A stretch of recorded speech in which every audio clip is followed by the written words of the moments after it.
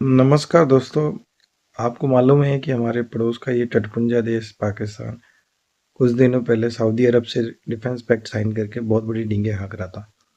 लेकिन लगता है कि बहुत जल्दी इनकी हवा निकल गई है। अभी मिडिल ईस्ट के अंदर दो बड़े देश यूएई और सऊदी, जो कभी बहुत अच्छे दोस्त हुआ करते थे, थाईलैंड और कंबोडिया की तरह आपस में लड़ बड़े हैं और इनके बीच में राइवलरी बढ़ती जा रही है।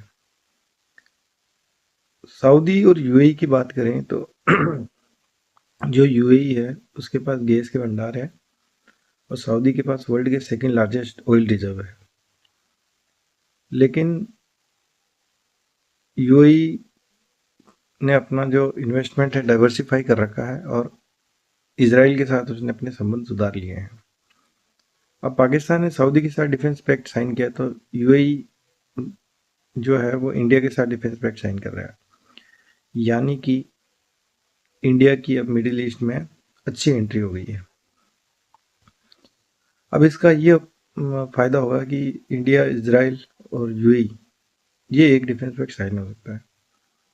तो सऊदी, पाकिस्तान और टर्की एक साथ आते हुए दिख रहे हैं, तो इंडिया ने एक तरीके से पाकिस्तान के जो नेचुरल अलाई है उनके अंदर भी अपना एक अलाई ढूंढ लिया है।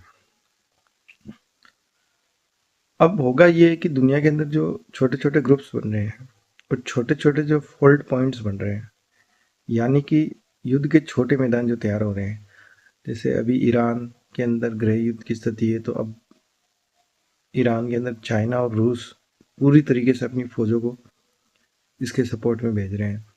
इधर अमेरिका ईरान पे हमले की बड़ी तैयारी कर रहा है, बड़े बड़े युद्ध विमान भेज रहा है और चाइना अपने युद्ध के विमान भेज रहा है। ईरान एक बैटल ग्राउंड बन रहा है, अफगानिस्तान भी बनेगा। और मैंने प्रेडिक्शन आपको बताई थी कि अफगानिस्तान हकीकत में वर्ल्ड वॉर 3 की स्टेज बनेगा।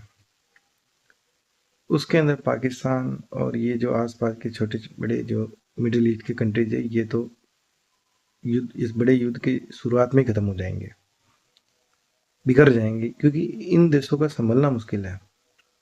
फिर Thailand, Cambodia, Philippines, Vietnam, Japan, ये भी चाइना के इर्द गिर्द के देश भी छोटे मोटे युद्धों में उलझ जाएंगे।